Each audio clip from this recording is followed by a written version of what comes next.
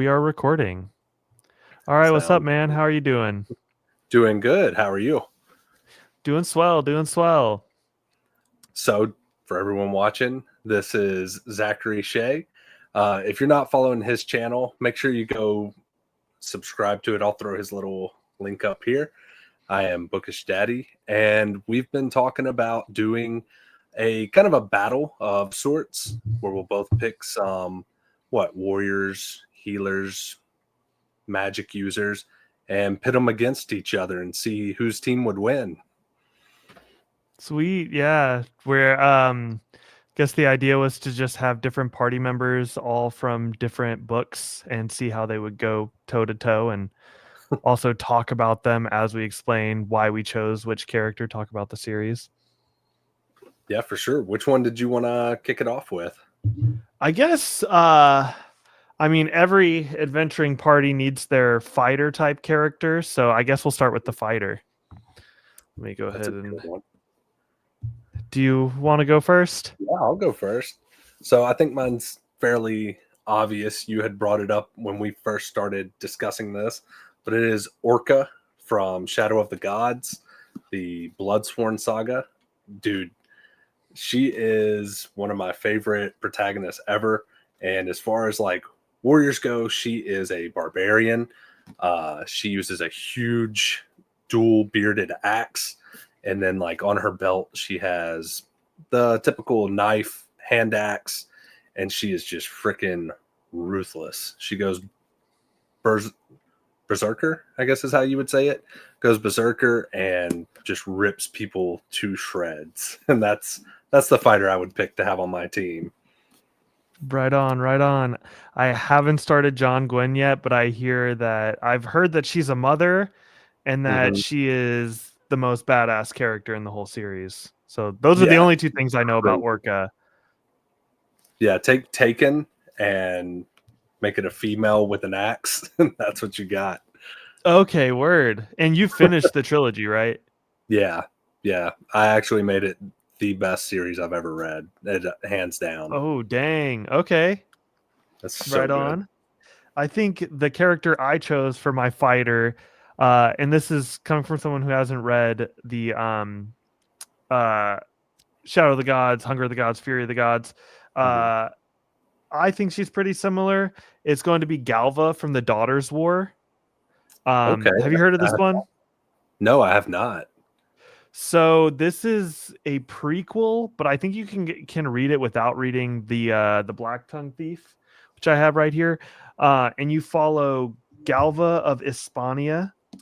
And she is so in the Daughters War, like there have been several goblin wars, and humanity has been fighting these giant hordes, think like hive mind goblins. Like Okay. these things are just like menaces. They don't go like the Forgotten Realms route where like some of the like this is like Tolkien-esque where like they're all evil and they're all like they devour humans. And there have been so many wars that it's no longer just the sons that are going off to war. That's why they call it the Daughters War.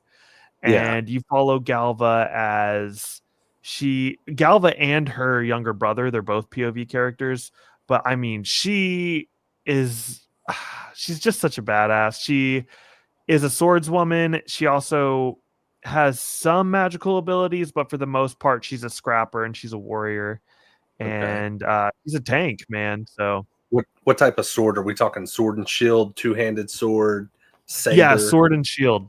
Sword Okay. and shield. So sword and shield, and you said she does have magic system. I will throw this in for my fighter. She doesn't. It's not magic, but she does have God's blood in her veins. So she is a Okay. descendant of the gods in Norse mythology. I don't want to give too much away. I'll just leave it at that. But so there is a little magic system in this as well. So Galva, she doesn't inherently have magical abilities, but she had her raven or not it's they're kind of like ravens, but they're called corvids, and they're these Okay. giant, like basically like giant crows that they use in battle. And she had hers like tattooed into her flesh, and she can like summon it from her flesh to fight with her. Oh, Um, that's cool. Dude, that is yeah. Fun fact, it's so random. I did a video a while back where I was talking about favorite like tropes, and Mhm. that is one of my favorite tropes in fantasy is someone who can pull their tattoos out. It's so rare, but it was in Daredevil, Elektra. There's a couple like old comics and books where characters can do that, and it's so freaking awesome. Have you read Kings of the Wild by any No, it's chance? on my TBR. I have both of the books. Bloody Rose, a character in Bloody Rose, I think her Yeah. name's Cura actually. She does that. She can like pull all her tattoos off and like that's pretty dope. Now I'm gonna have to read that one even sooner because I love Vikings. Right on. What character you want to do next? Um I don't know. Do you want to do the healer, I guess? Yeah, we could do healer. Uh I'll kick it off. I don't have the book in front of me, but it is from this whole series of Throne of Glass. And Mhm. I'm going with Urine from Throne of Glass. I don't know if you've read the series, I have not. but she is a master healer who trained for years in an academy and is able to not just heal people, but is even capable of pulling like demons out of people, uh, any kind of poison or anything that gets in their system. She can pull it out and kind of like she doesn't take on the effects. It just fatigues her, but once she rests up, she can pull more magic out of people. Uh, a healer through and through. It's all she does is heal people. Okay. Heck yeah. Sounds dope. It's the only healer I could think of. There's not many healers. Yeah. This one is kind of a cheat a little bit that I went with is Samali from the Eden saga. So she's Okay. like she thinks she's a healer and that she's a paladin and that her god is giving her the ability to heal people, but she actually has like this inherent like genetic magic that allows her to turn back time. So Oh, what that's she's cool. doing when she's touching people's wounds, she thinks she's like healing them through God's touch, but she's actually just turning their body's clock back a little bit. Oh, that's cool concept. Yeah, it was pretty dope. And well, it's revealed pretty early on in the book, so it's not a huge spoiler. But how she figures that out is she goes to heal someone, but they had like an ailment that was even worse before this current injury. So she Yeah. like almost kills them, and she's like, "What?" And then she finds out that she wasn't actually healing them; she was turning their body's clock backward. Dude, that is a cool concept. What was the name of that book again? Book one is the Lost War, and it's the Eden Saga, The and then book Lost two War. is the Bitter Crown. Dude, Very D&D inspired. it looks epic. I'm gonna have to get a list of all your books so I can start reading through them because I haven't read these first two, and they sound right up my alley. Actually, Same with the Shadow of the Gods, Hunger of the Gods. I look at that series every single time. I it's think the covers are so dope, and how you have like the big dragon, and it shows that massive scale, and then you just see the person right there. dude, it's so good. And my wife was asking too because she saw that and she was like, "There's no way like he stands a chance." I was like, "You just have to read it. It's so crazy good. It's awesome." Uh, I guess Shadow of the Colossus. If you've ever played that game, Yeah, uh, the PS2 game. yeah, a lot like that, like literally battling gods. Yeah, that's fire. Let's see. We did. Oh, here's one. A bard for your team. Okay, should I go first? Yeah, you can go first. All right. So I'm gonna go with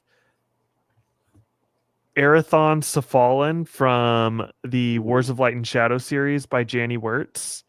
Okay. He uh so he's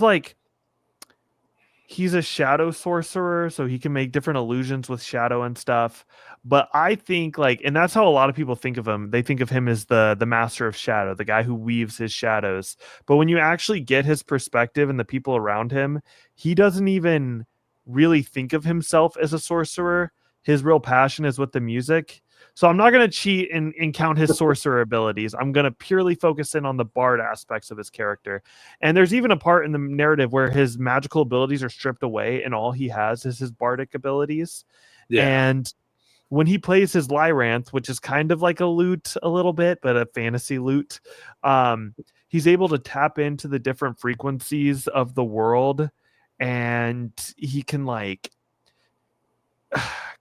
kind of in the way like Mistborn, how they're able to. This is like a simplistic explanation of it, but you know how they're able to like like bring the emotions out and then dampen the emotions. He can like bring out the empathy in people and then affect them emotionally, and then just tap into the different frequencies Okay. of the world.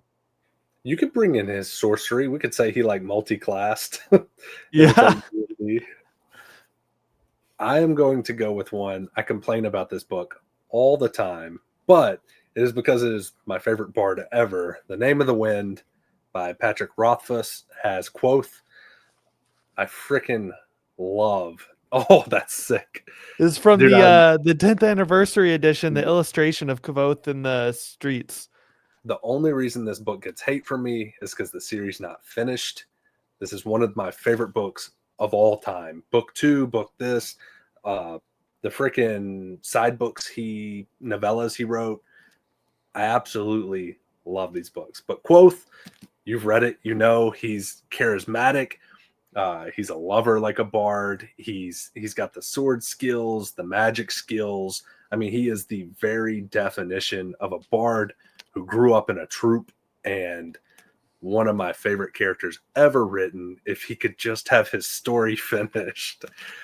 Yeah, Interesting thing with the verses, I feel like potentially, if we're talking modern day Kavoth, your team might win just off that, because you dude, know we hear about so many of the feats from the modern day framing narrative. Like, yeah, we actually didn't discuss this prior, but I didn't know you were a King Killer fan. That's it's one of my some of my older videos. I talk about it's my love hate book.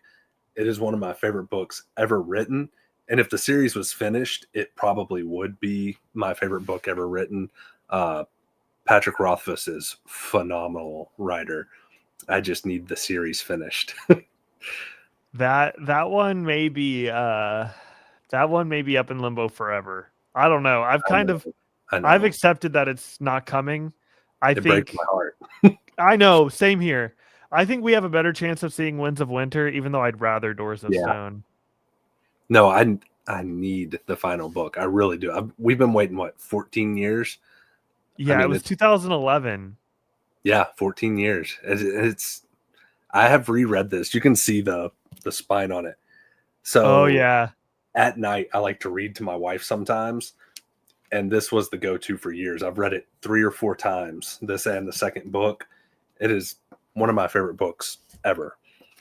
I just Heck so yeah. bad That's want a it to man end. of taste. That was actually like it was between Arathon and Kavoth, between my favorite bard. But I think much like yourself, like I did my top 15 fantasy books list. Oh, self Yeah, plug. But I didn't include King Killer because I am so disgruntled. Even though I know it belongs in my top 15 and probably my top 10. But I'm just like so put off by the lack of book 3. yeah. But I've kind of been accepting that more and more, but I definitely understand the sentiment. See, I've done the top series or duologies, trilogies, anything like that. It never makes that list. But when I do favorite, like all-time individual books, it always makes my top 10. It has to. I mean, it's just beautifully written. And do you prefer book 1 over book 2? Yes, book 1 is my Same. favorite ever. It is so freaking good. Same. You really get that coming of age in book 1. Oh, dude, his childhood and like the devastating scenes in the book. What's it? I'm drawing a blank right now. What's his friend's name? The one that calls him Reshi. Oh, Bast? Bast. Oh, one of my favorite characters.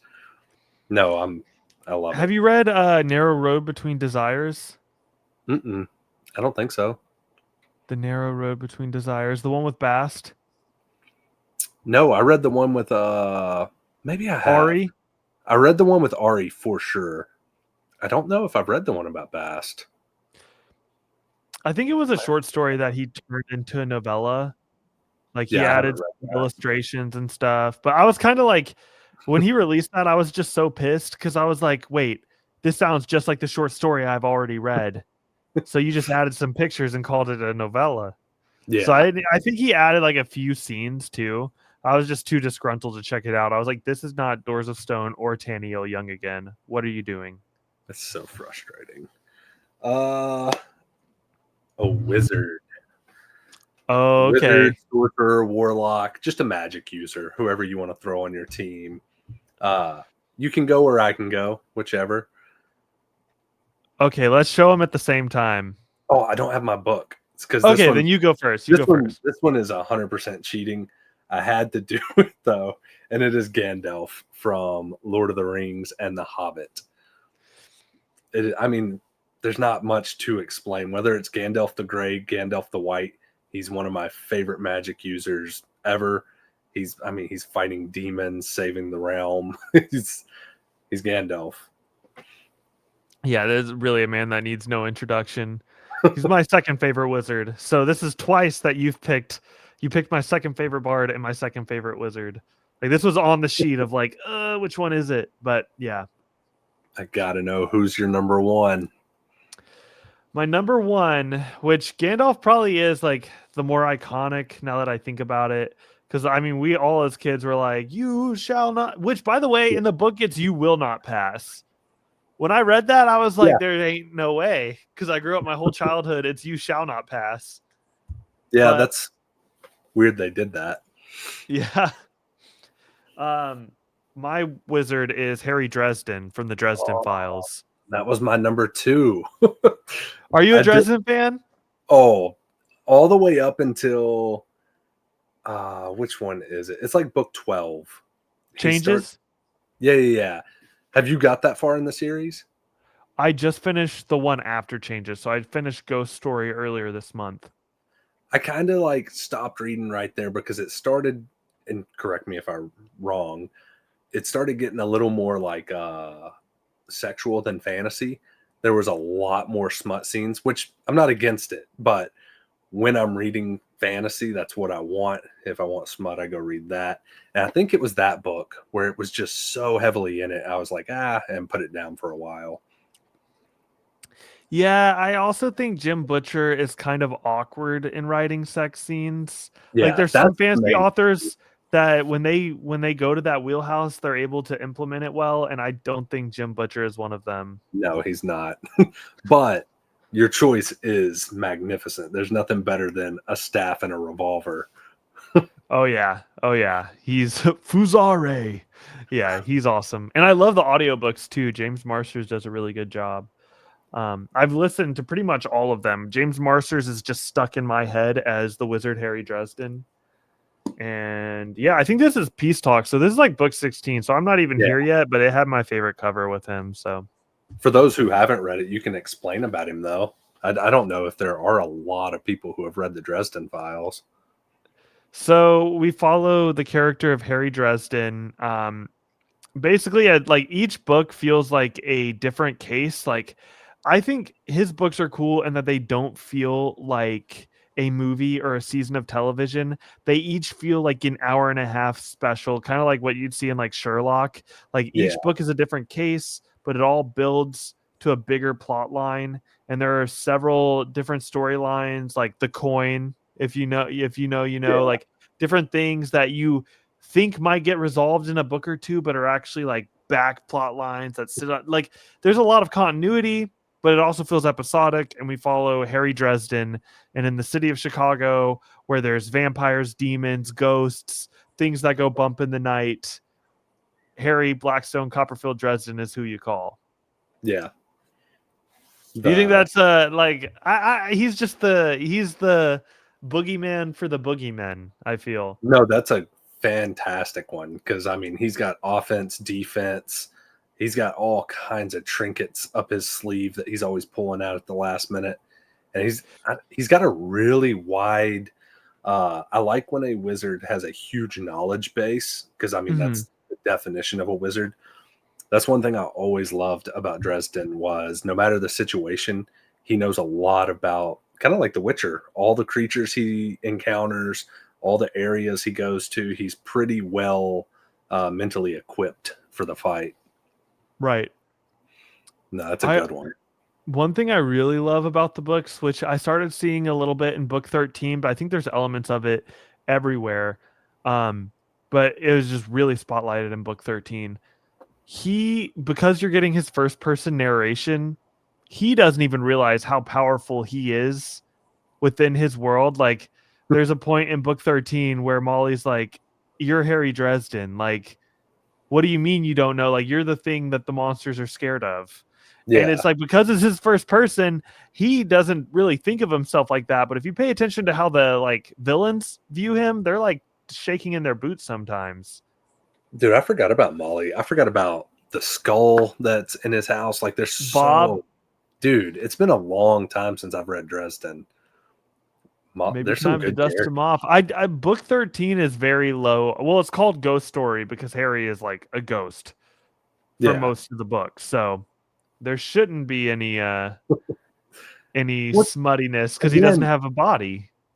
Again, I'm not against it. Like, I read Throne of Glass and Akatar and stuff like that. My big thing was like, I guess more like what you said. He just wasn't good at writing sex scenes. They were awkward usually. And they very much like some of his female characters do feel like man writing woman. Yeah. Well, and I guess I just named a few. Like, I guess my favorite smut scenes are all female authors. I mean, I can't think of a male author I like when it comes to romanticy. Yeah. Oh, a rogue is next. This one actually did take some time for me to decide. This one we could show at the same time if you'd like. I do have this book in front of me. Okay. You ready? Ready. Okay, that's solid. Solid. You go Vin. Vin or Vin. Kelsier? Vin. No, dude, I love Kelsier, but just for the sake of how everything like goes, I'll go with Vin from Mistborn. Uh, dude, she's got magic system where she can control metals, daggers. I love her personality. I'm a huge fan of orphans or people coming from urchins to come up and start killing the people that always stepped on them. So, I mean, she has always been one of my favorites. It was between her and Jarlaxle from The Legend of Dritz. Oh, that would have been a good one. But yeah, Ven is. And Artemis. What is it? Artemis and Treaty? Yeah, Yeah. Artemis and Prairie. Yeah. Dude, Yeah, that's that a would have been a good good one one too. too. I went with Vin Yeah, for the gotta love magic Vin. too, though. For mine, I also am a big fan of Vin. Though, are you caught up on Mistborn? Just the first trilogy. I Okay. have not. I have not read the westerns or the one after that. The main protagonist of the second era, the more westerny one, that's Mhm. probably like my go-to favorite roguish type character from the Mistborn series. Okay, He kind of outshone Vin for me just a little bit, but I think I'm in the minority there. Most people like Vin a little bit more. I'll have to read it. Kelsier is also dope.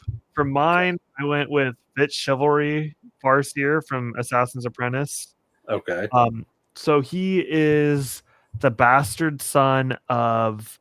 So the king's firstborn son, the crown prince, had a child out of wedlock with this woman years ago, like 6 years Okay. ago.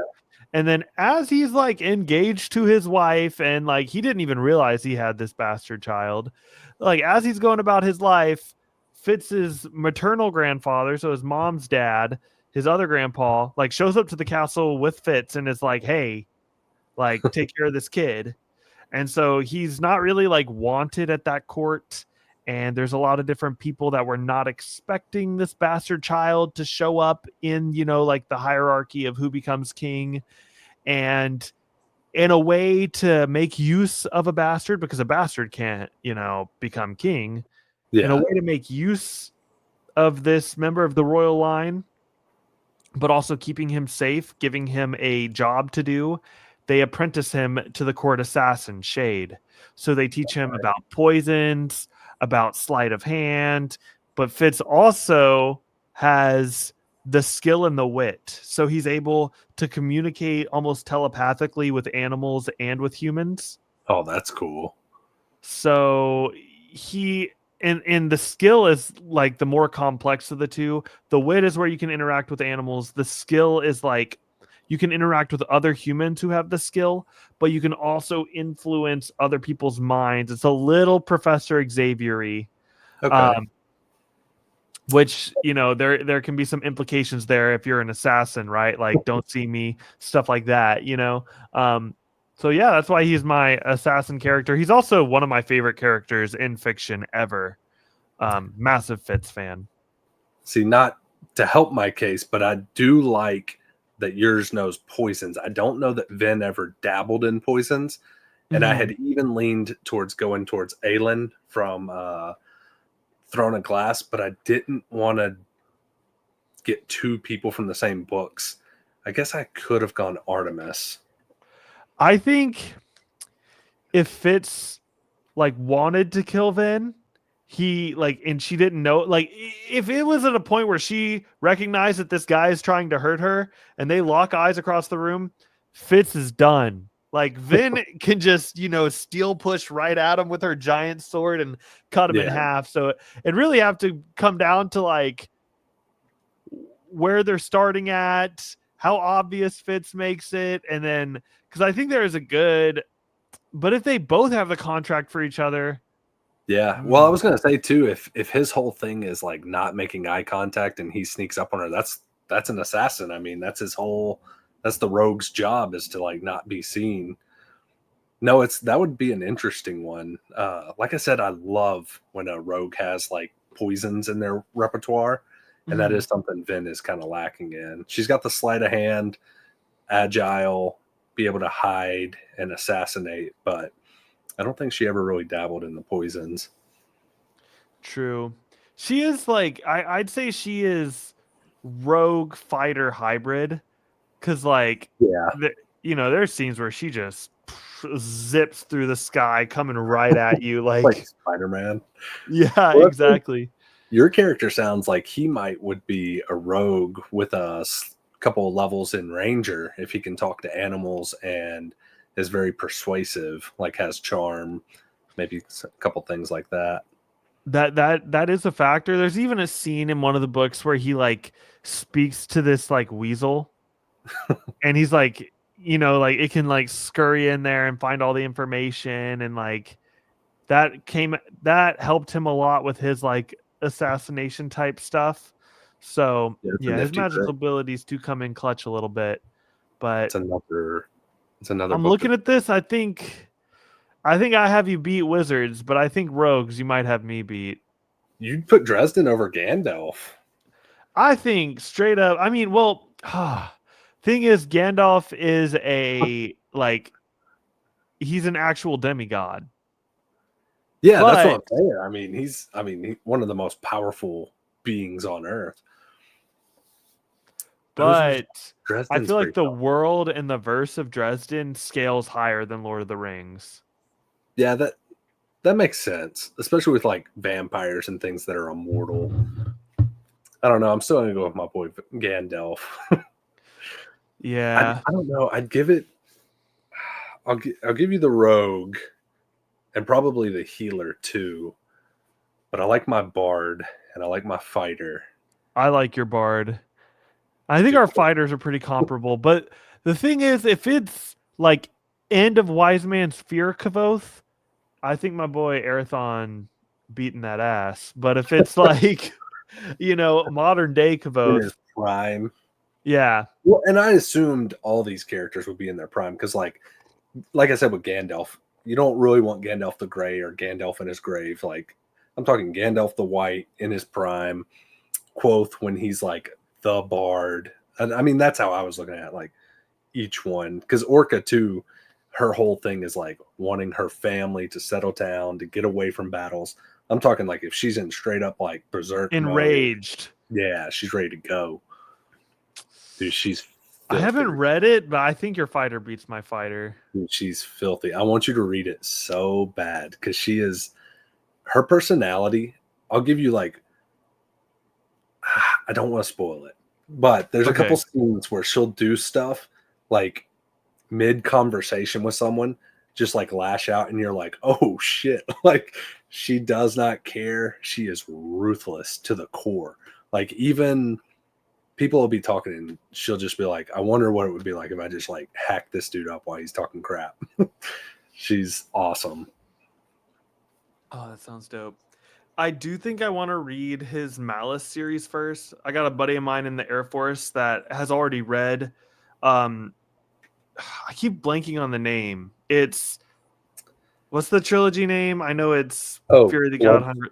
Bloodsworn Saga. I keep getting confused because Faithful and the Fallen is part of his Banished Land series. So I keep getting Banished Land and Bloodsworn mixed up. But a Yeah. friend of mine, he's read Bloodsworn and he wants to read the Banished Land book. So I'll probably start with Malice. But how I am, if I love an author, I'll read everything they've written. So I'm probably going to get to Bloodsworn sometime in the next year or so. I got pretty lucky with Hunger of the Gods. So I read Malice, book 1 of the other series, and it was okay. It wasn't one of my favorite books ever. And because of that, everyone kept telling me the next series was better. So I skipped the whole series and went to this one. But now I want to go back and, do them proper justice. But I hear. Oh, sorry. What were you saying? No, you're good. I was just going to say the first book had. I'm not a fan when there's like 12 or 15 POVs, and it's a Oh, lot of POVs, like Game of Thrones style. okay.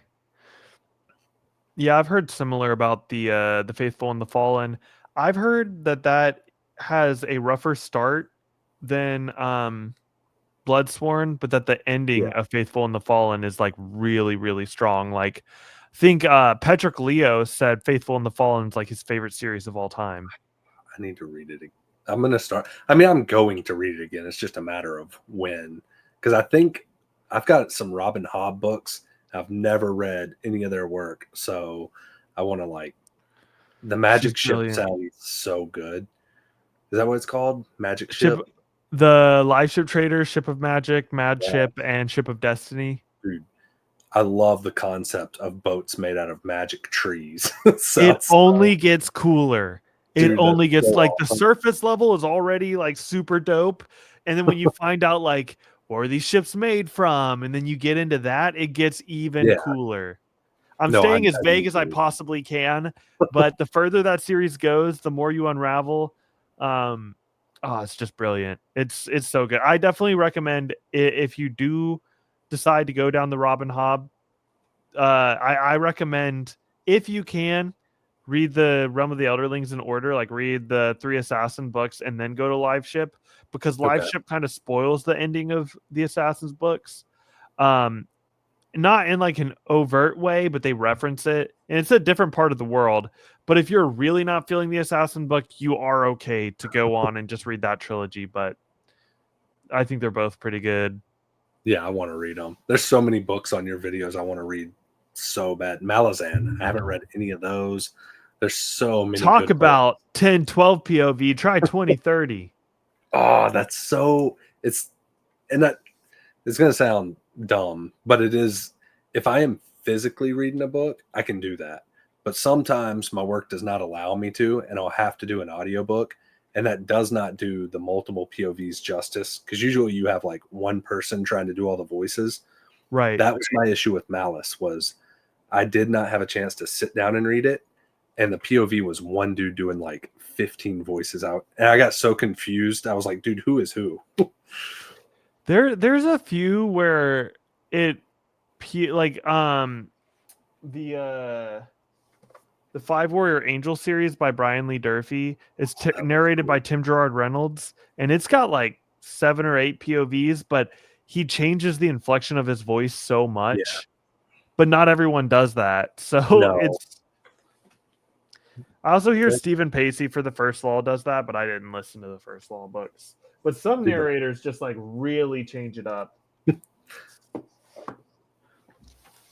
well, that is all of our fighters. I think me and you are both gonna, root for our own team, but we'll Yeah. leave it up to all of you to choose which team won.